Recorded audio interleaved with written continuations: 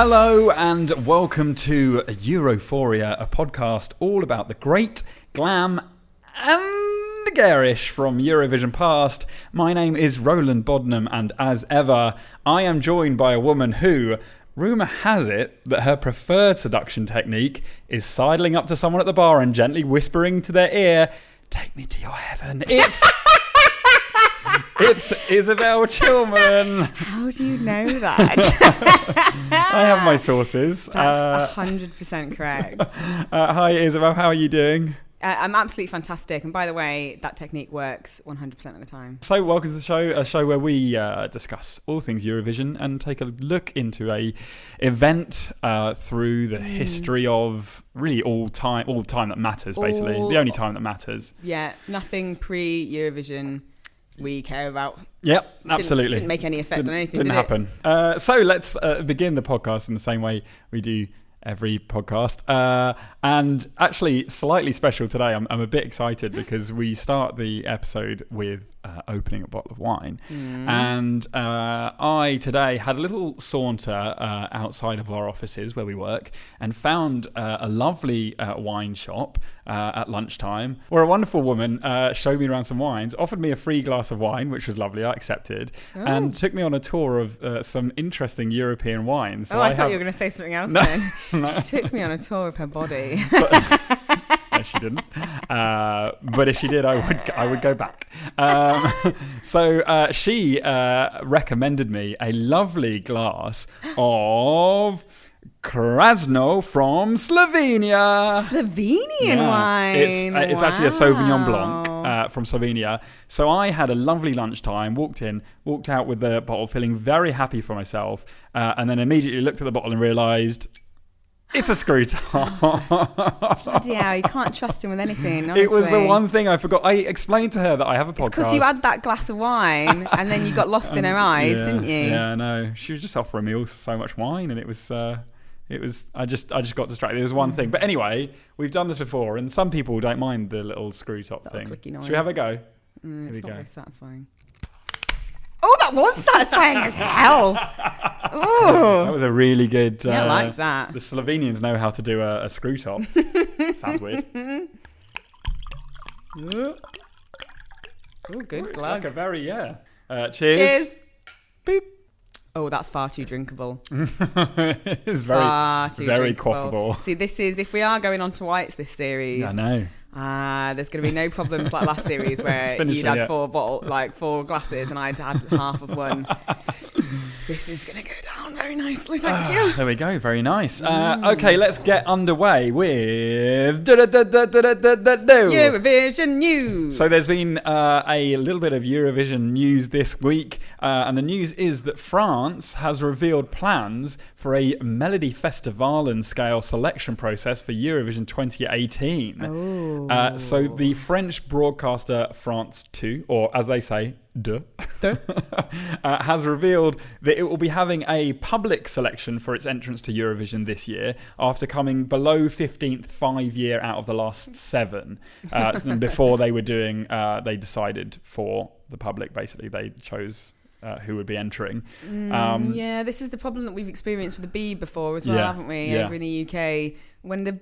I feel like when the option gets completely taken away from the public, it doesn't go so well. No, you need a public decision making. So it's not yet quite clear how what the scale of the show will be. Whether it will be a sort of Eurovision you decide one night thing or a many month long Melody Festivalen scale thing. They said they're going to find people from lots of different regions of France and bring them all together. And a tweet that they put out advertising saying, you should try out for it, had lots of shots of big stadium and stuff like that. So it seems like they might go big on it.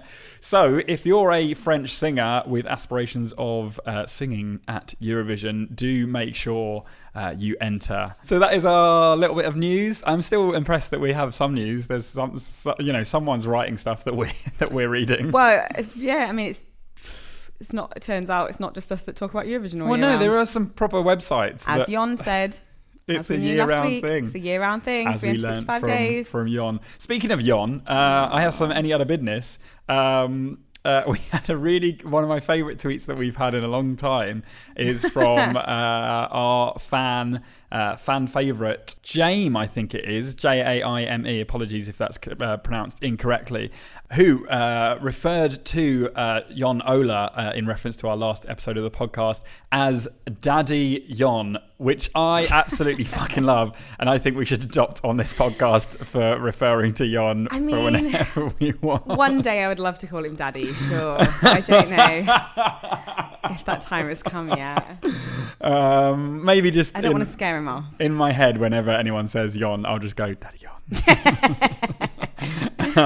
But thank you for that tweet. It made me smile an awful lot. Oh, and on the same note, well, not on the same note, on another note, if anything sounds like we haven't quite caught up with you, it's because we've had to record this one a bit earlier. Yeah, I've gone to Copenhagen. I've gone to another country We're doing again. that time travelling thing again. So Roland's in Copenhagen, so we've had to record this one a week earlier than it's been sent out. Yeah. So if you've emailed us or tweeted us or said something even funnier than James, and we've not mentioned it, it's not because we're being ignorant, all right? It's just that we haven't seen it yet because this is in the past. Give us a chance. Give us a go, mate.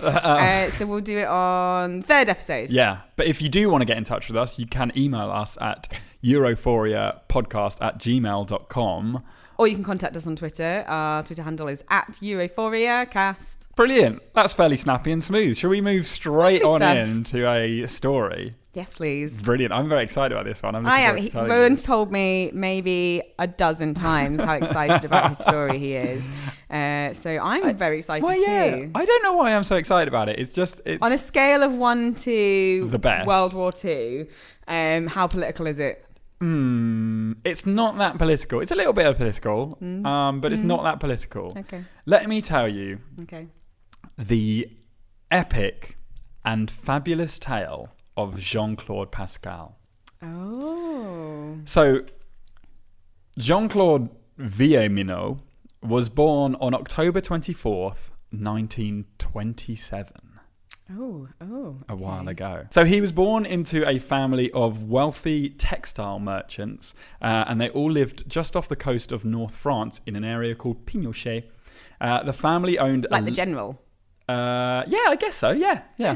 The family owned a very large estate which had been passed down through the generations, and the generations had all been very successful in the textile industry, selling... Some people get all the luck, don't they? Well, they were very... I want to be born into a wealthy family with massive land I can inherit. They were skilled at what they did. They sold high-end fabrics. Are you saying that I'm not? I'm not. I'm just saying. You're saying I'm not skilled at what I do. No, I was never given the option to be skilled at textiles. You're a very skilled podcaster, Isobel, and that's what I want. I'm sure that will get you a large estate off the north coast of France at some point. But they sold high-end fabrics to fashion houses in Paris and beyond. So very nice. Sadly, Jean-Claude's father, Roger Villeminot, died when Jean-Claude was just 18 months old. It was an event which would stay with him for the rest of his life. Later, Jean-Claude lamented that he had never met his father's eyes, the man who died when I was 18 months old. His mother remained a widow and spent the vast majority of her time in Paris, leaving Jean-Claude to be raised by an English nurse and a German governess. And that sounds like a sitcom in the making. Hello. His mother sort of visited from time to time and was just like, "How are you, Jean?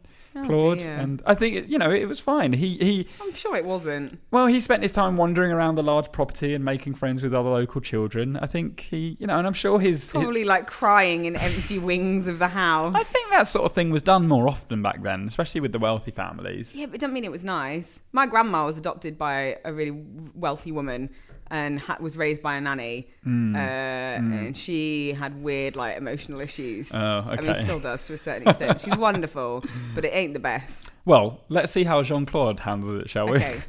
Grandma's done really well. Don't worry about my grandma, by the way. She's amazing. So the intention was for Jean-Claude to join the family business and one day take it over, and maintaining the long line of expert textile designers. So he began his education and went on to secondary schooling in 1938 in a town called Compiègne. and finished it in Paris. So that was obviously a very tumultuous time in Europe and France in particular. That was a time when war was occurring. If you didn't know, a war called World War II, the Second World War. So when I said from 1 to World War II, how political is this? No, because I'd hit the nail right on the head, hadn't I? Well, Psychic Isobel. We'll see. So at this point, France actually fell to the Nazis, and France fell to the Nazis during Jean-Claude's education, and it rather changed the family's plans for the business and Jean-Claude's plans for his future career. By 1944, the Nazis' grip on Western Europe was weakening, and Jean-Claude, intent on doing anything he could to defend his homeland, and despite being a year too young to join the army at just 17, he faked his identification and joined the 2nd Armed Division of General Leclerc. This particular division would be assigned the task of liberating the city of Strasbourg, which was a dramatically symbolic strongpoint for whoever has held it over the years. So Jean-Claude and his fellow soldiers marched forward and swore that they would fight until the tricolour was flying over the cathedral in Strasbourg. And that's exactly what happened. Jean-Claude was among the first men to enter the newly liberated city and marched in while some of the Nazis were still retreating from the town.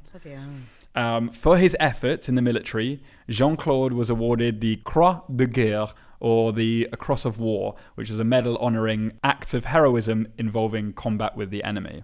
Ooh. So all that at just the age of 17? Jesus. What have you done by then? I think it's just I'd worked out every bar in Halifax you could drink in underage. Cool. I just started playing guitar, so we all have our own achievements. Yeah, I mean we probably deserved medals too. Yeah, different ones, different medals. Yeah, I'm not saying the same one, but a medal. I'd love a medal. Yeah. I'd still like a medal. Have you not? Okay, we'll get you a medal. Thank you. So after the liberation, Jean-Claude grew tired of the army, and he moved to Paris to become a stylist. I mean, the perfect career move. You hear it all the time. Yeah. Army to stylist. Yeah, you know. It makes sense. Those uniforms are very well fit. I mean, they were very stylish back in the day. They were. Who was it that designed the Nazi ones? Hugo Boss. Yeah, it's a fact. Jean-Claude fit in perfectly amongst the high fashion in Paris. He spent time working at Givenchy, Pignet, Dior, and Hermes. Hermes? I'm going to say Hermes. Hermes. Yeah. So at Hermes, he was one of the inventors. They have a famous design called carré, which is like bold patterns. Yeah. He was one of the original inventors of their carré design. Wow. Good for him, right? Yeah. Army, carré, being kind of an orphan. He wasn't an orphan. His mum was around. His mum was just a bit shit, wasn't she? Yeah. So also with his rugged good looks and strong physique, it meant that he also got a fair amount of work as a model. He became a real part of the scene there, and he was often seen schmoozing with a lot of the socialites at the time in Paris. I kind of hate him. No, don't hate him. No, Why would you hate him? Because he represents like the elite. Well, like, come on. So he's any of those.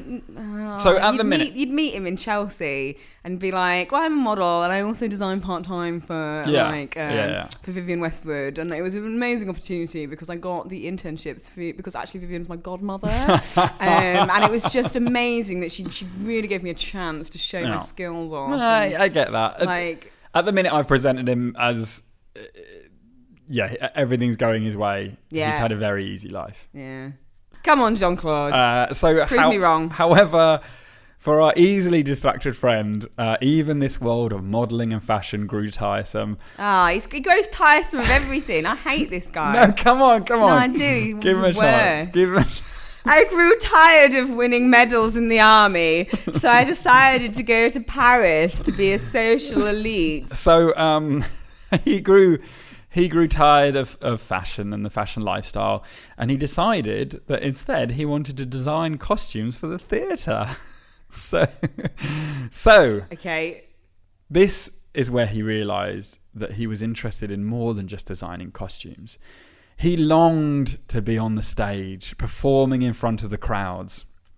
It was at this point... You're right there. I hate him. No, I hate him so much. Don't hate him. Yeah, I do hate him. Don't hate him. I love him. Oh no, I've met him. Like I've met his equivalent. I don't think you know him yet. I don't think you know him yet. Okay. I don't think you know him. Right. I'll shut up. So it was at that point that Jean-Claude Villeminot, at the request of his family, who were concerned about having their family name attached to the theatre, changed his name to Jean-Claude Pascal. And this change signalled the start of his meteoric rise to stardom. He enrolled in stage school in 1949 and made his theatre debut alongside Pierre Renoir and Edwige Fier in La Dame aux Camélias. He follows this play up with another, and then was spotted by a movie director and asked to star in a film called The Judgment of God. Very quickly, Jean-Claude made a name for himself playing the romantic lead. His characters were seductive, moneyed, well-dressed, and strong. So he was really acting outside of his comfort zone then, wasn't he? I mean, not typecast in the lead. I mean, I'm sure he was a really good actor. Like he was, that's method. He was going method. You play to your strengths, right? You play to your strengths. Yeah. So he starred in over 50 films over the span of his career, alongside the likes of Anouk Aimée, Romy Schneider, and Brigitte Bardot. Sexy. Yeah, sexy. However, as this style of cinema changed in France and his traditional romantic lead character fell out of fashion to make room for the art films of the French New Waves, Jean-Claude decided once more it was time for this strong, elegant, well-dressed leopard to change its spots. And it was in 1961 that Jean-Claude held his first recital in his new form of a singer. In that same year... Do you think he's ever heard of the phrase, jack of all trades, master of none? I think he is an ambitious man who likes to turn his hand to new things. He's got a lot of creativity. Yeah. And he's got a lot of money, hasn't he? That's what it is. Well, I mean, you know. So it was the same year as his very first recital that the Luxembourg National Television Service asked him to represent their country in a competition that at the time was only in its 6th year. It was the Eurovision Song Contest. Hey, there we go. We got there. We got to the Eurovision Song Contest. So that year, 1961, 10 countries entered the competition. And the event was held in the high society capital of Cannes on the Mediterranean coast of France. Interestingly, this was the first time the contest had been held on a Saturday, a tradition which lasts till this day. I don't know what day it was held before, but it seems weird to hold it on any other day, right? Friday's fine. Yeah, but you're still at work. Like, you imagine like the amount of like preparation we did for Eurovision this year. We'd be at work doing that. That would be too much. So Jean-Claude Pascal was set to perform with a song written by Maurice Vidalin and composed by Jacques Datin. And the song was called Nous les amoureux, which translates as We the Lovers. The subject, of course it does. Sexy French. Although it's Luxembourg. The subject of the song is about two lovers who share a love that society does not accept and denounces the prejudice against them. Is it between a man and a dog? I mean, maybe if you want it to be. What? How do we not find out what the prejudice is? Well, so here are some of the lyrics. It's true, fools and cruel people hurt us and mess us up. But nothing is more self-evident than love. We, the lovers, we can't do anything about them. They are thousands, and we are two lovers. But the time of easier nights will come, and I'll be able to love you without being talked about in town.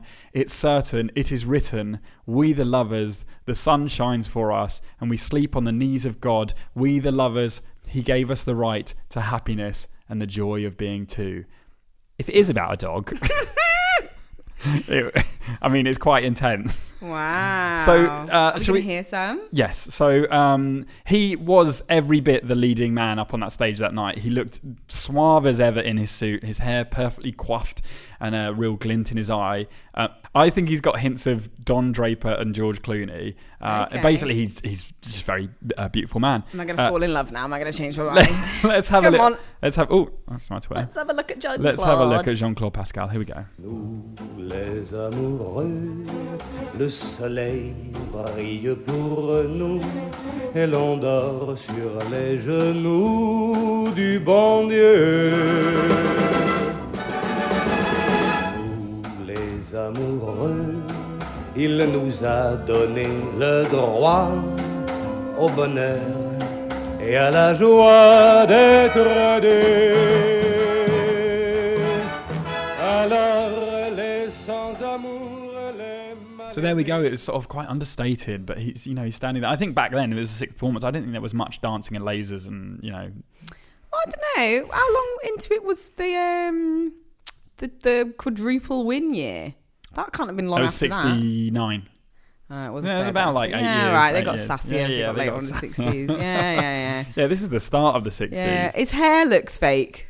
And his face looks like it's made from plasticine. It's not the highest definition. But Jesus Christ, you have a real vendetta about this man. I came in loving this man, and you're just turning this around. And he does look like he's made of plasticine. He's very handsome. As I said, he looks like Dean Martin. He does look like Dean Martin. And he's got a very good... He rolls his R's wonderfully. So, after all the singers performed, the votes started coming in, and Jean-Claude... Smash the place up! Well, he smashed something. He burst out of the gates with a string of very high scores from the judges. And from that point onwards, basically no one could really catch up with him. By the end of the night, his nearest competitor was the United Kingdom. With 24 points, but he was way out in front with 31 points, leaving all the other singers in his dust. And so that year, Eurovision was won by Luxembourg, making their first win out of actually a fairly surprising and very respectable 5 wins in total for a very small country. Yeah, so well done, Luxembourg.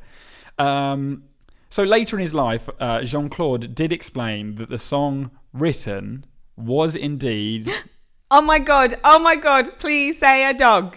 Please say it was about him. Why would you want him to have a thing with a dog? I mean, it doesn't have to be a dog, but like... What do you mean? Just like that it is secretly, and he's like, oh no, actually, yeah, it was about the fact that me and my cousin used to touch each other inappropriately. Like... Well, okay, well... Am I far off? Okay, all right, well, so later in his life, Jean-Claude explained that the song written was indeed about... a homosexual couple. Oh, okay. Who had to keep their love hidden in order to protect themselves from being rejected by society. Was he? After this marvellous victory, Jean-Claude maintained his singing career for the next 2 decades. How long after... Sorry, I keep interrupting. No, I'm that's very fine. rude. No. But... No, ask away. I like, curious minds. How long... So this was... He won in 61. Yeah.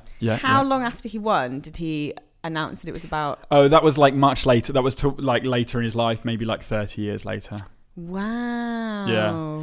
He didn't write the song. The song was written by someone else, but he knew. But still, he knew at the time. Yeah. He sang it, and he still knew that was... And it was genuine. We've spoken about it before, like songs that are political but not political, like underlying. It's very sort of like underwritten. This was very much like... If you knew, you knew, i.e. if you were gay, you knew. Yeah. But the vast majority of people who listen to that song would just go, that's a lovely song. I'm sat here going like, oh my God, and like joking about it being about him sleeping with a dog. But that was all in jest. Like obviously, when you hear that song now, like very clearly it was about, it was going to be about a gay couple. Yeah.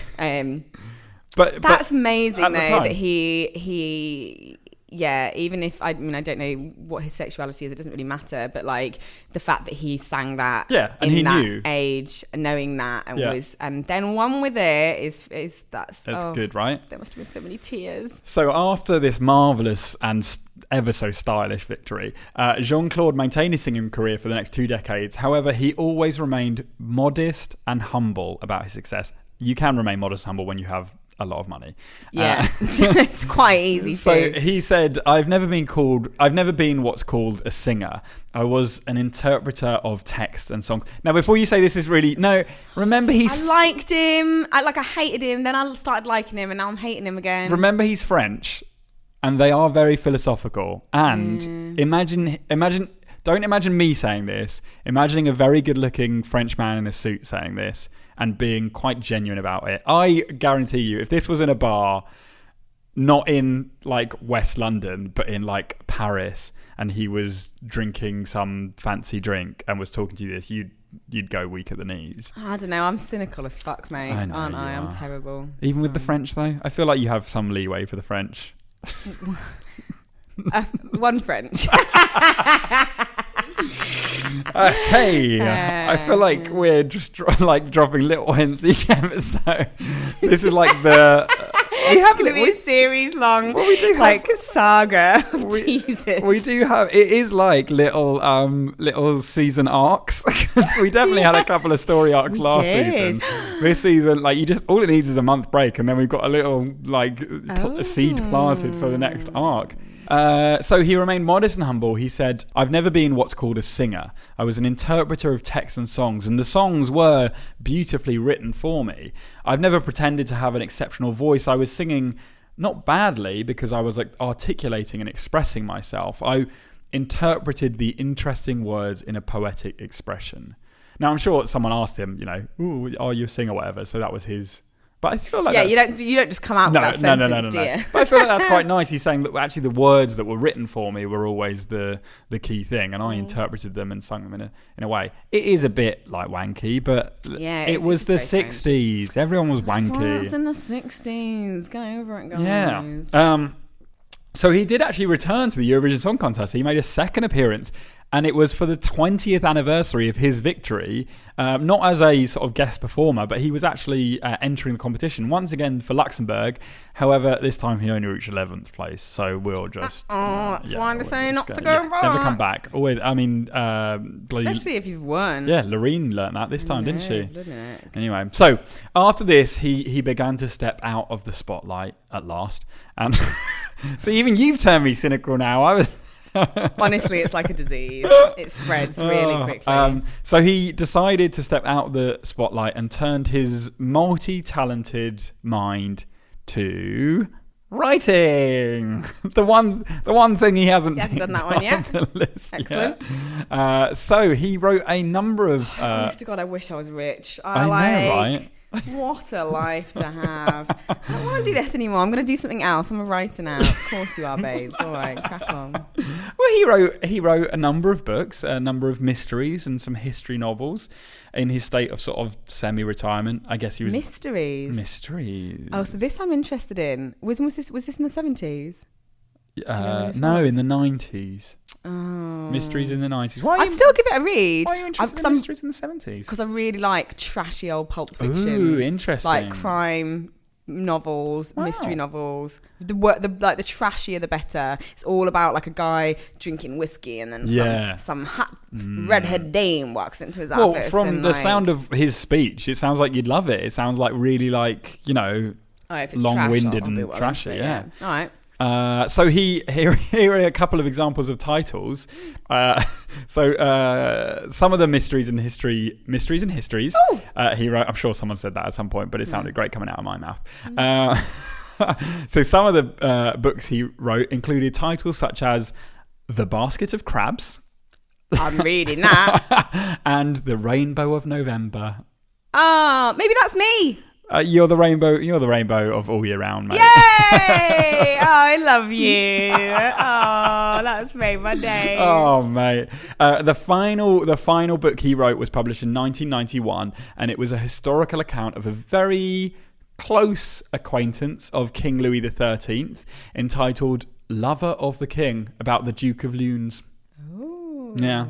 I didn't realise King Louis had a male lover, but apparently he did. I think I did know that. Yeah.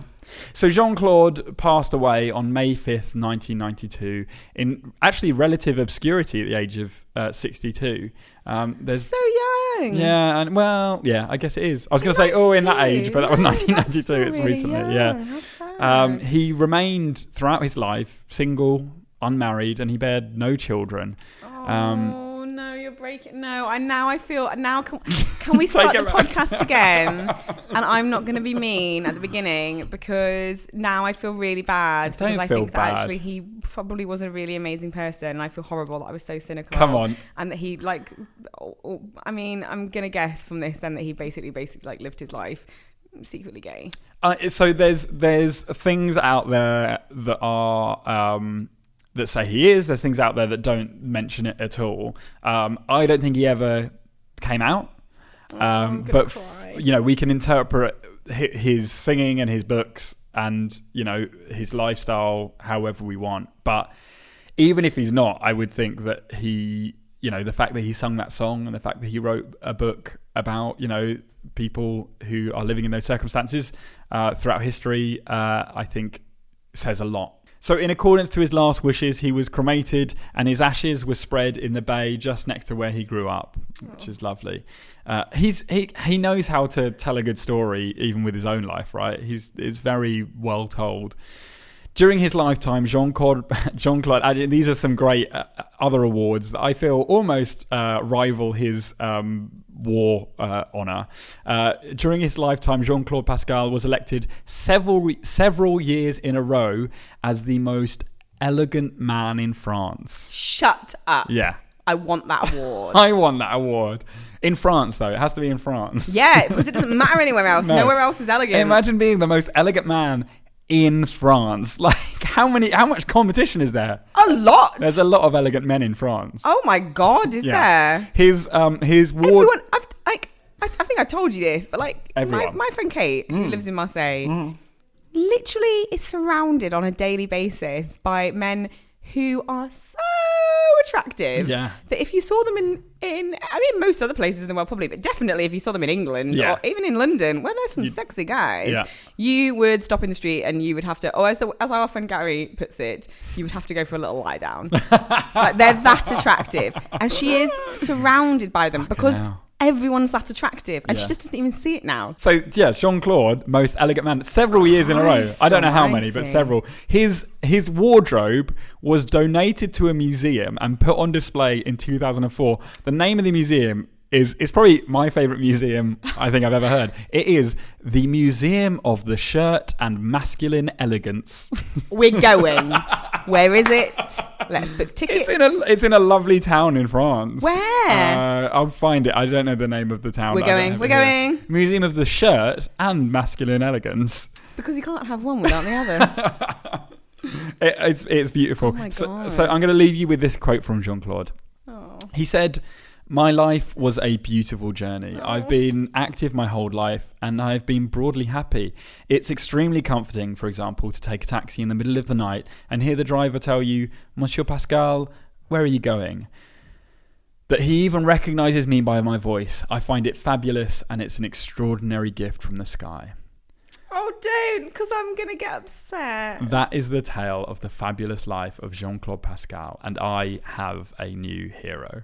Oh my God, I'm not surprised. I genuinely feel horrendous. No, don't feel horrendous. No. I mean, what a gem. Because what you, at that point, you thought he has nothing, like everything is going his way. He has nothing to be like, what the fuck does he have to be like sad about or like to have like going against him? And actually the thing that you feel bad about now is his whole life. He had this thing that maybe I don't necessarily know if he was hiding it, or I don't necessarily know if he was gay, but clearly he was a passionate, like, at the very least he was an ally as well, as you put it. And I think he sounded kind.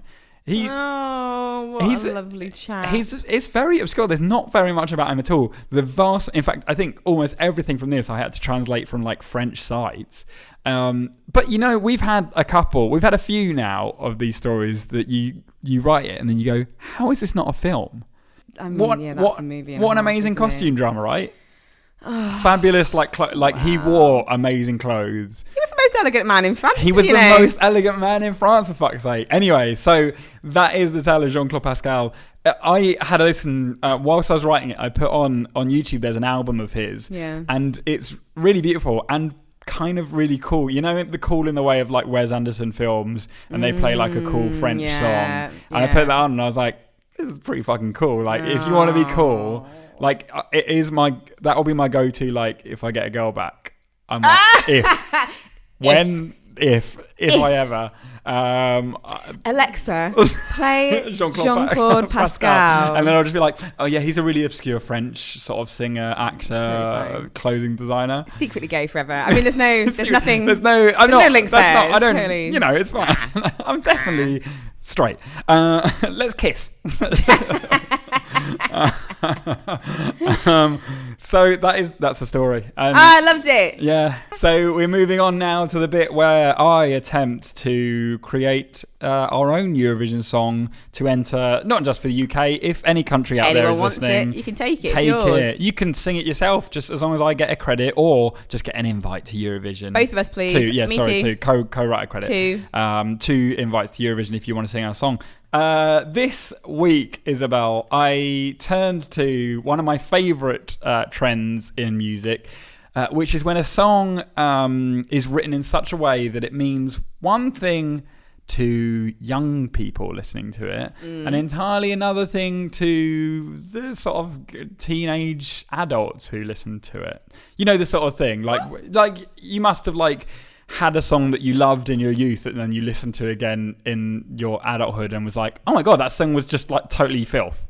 Two Become One, Spice Girls. Oh yeah, of course. Yeah. Although my older brother told me what it meant, like when I was young. You dirty boy. And whenever I listened to that, then I got a really funny feeling in my tummy. Oh no, I need to know these things. I mean, it's a beautiful song. Basically, like the entire of the Grease soundtrack. I mean, most music, actually, when you think about it, most like pop music. My mum, there was like CDs that I was allowed to listen to that were soundtracks for films that I wasn't allowed to watch when I was a kid because I was the campus child. This? Honestly. So you weren't allowed to watch Grease? No, I was allowed to listen. So this is like when I was young. So my mum had the Dirty Dancing soundtrack and the Grease soundtrack, which I listened to so much that I knew every lyric, but I was not allowed to watch the film, so I wasn't old enough. And then one day when I was maybe 8, my friend Sarah, who was a neighbour, and she was maybe 12 or 13, she came. I wanted to like play out with her, and she was like, "Oh well, I'm just going to watch Dirty Dancing. If you want to come watch that." And I asked my mum, and I remember saying to my mum, "Can I go watch Dirty Dancing at Sarah's house?" And she kind of paused and went, yes, but if you don't understand something, don't ask Sarah. Just ask me instead. Just wait and then ask me. Well, that's good of her. And there was loads of stuff I didn't understand. The whole abortion bit. Just thought she was a bit poorly.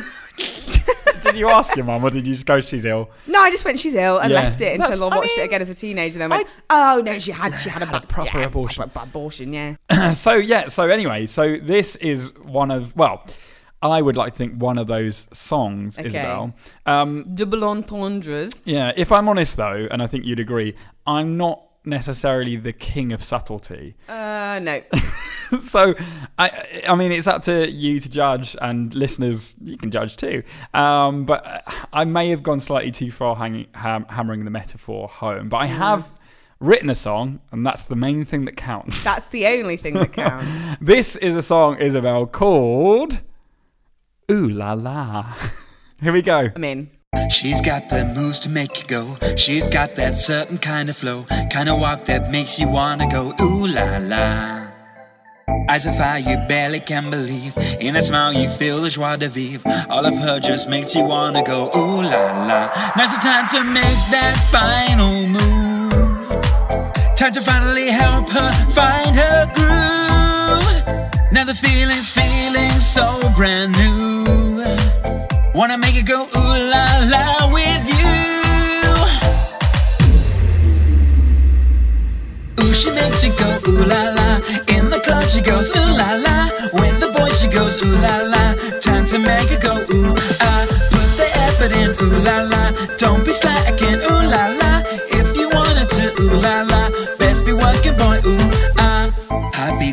smiles are crumpled close. Deep breaths, it's almost time to go. She's moving closer now to her, ooh la la. Keep moving, don't disrupt the flow. Those signs, it's happening, you know. Now she holds you tight, you hear her go, ooh la la.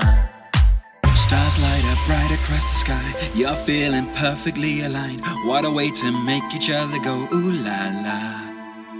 Don't get too chill, don't be too zen. This is the start, it's not the end. She tells you that she wants to go, ooh la la again. Ooh, she makes you go, ooh la la.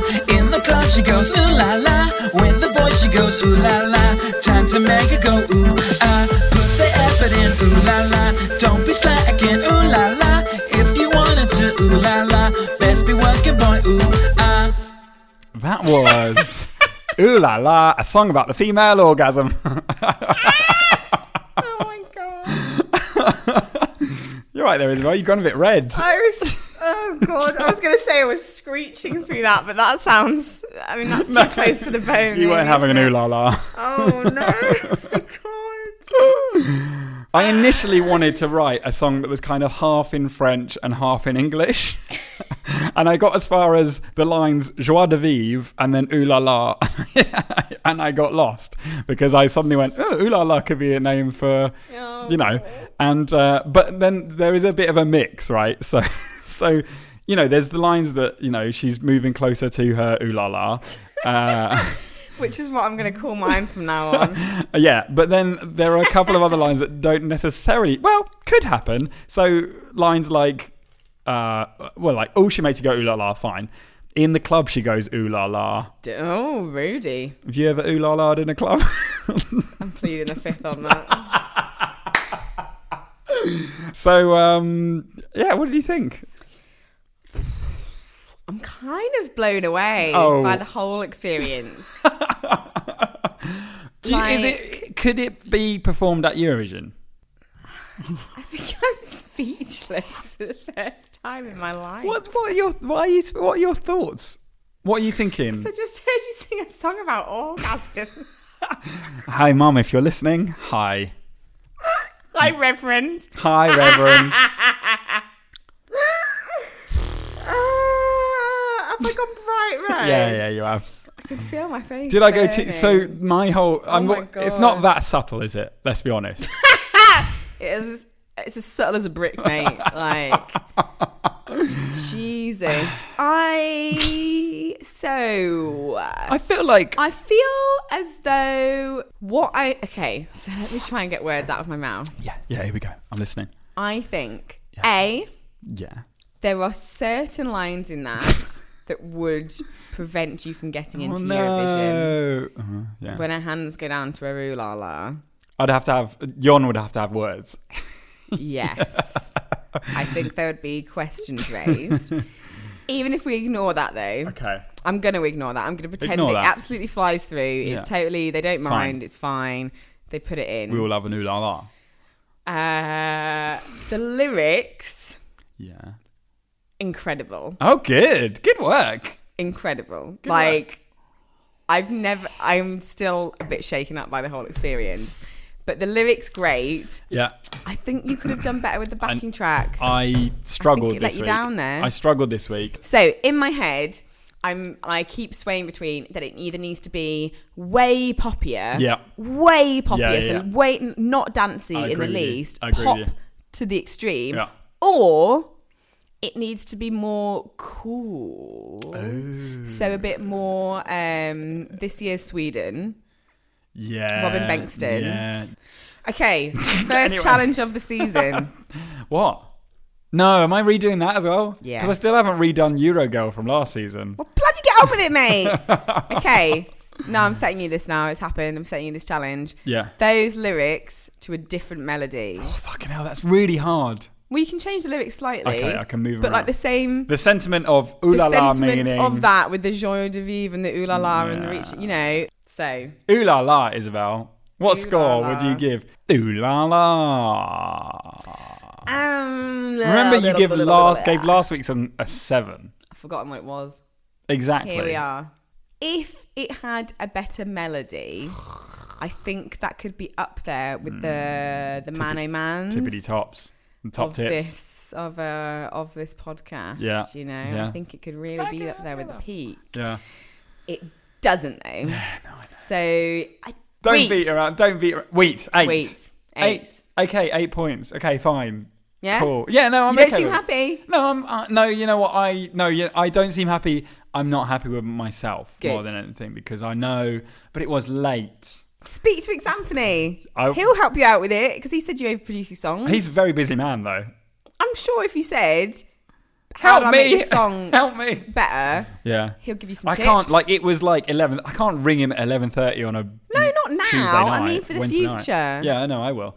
If your opinion differs from Isobel and you fucking love that song and you don't want me to change a thing and you think I'm just really great, then give me an email or just hang out with me. Do you want to meet up with me? Cool, let's go for a drink. So sad and desperate, honestly. Don't, guys. It's really not cool. Don't encourage this behaviour.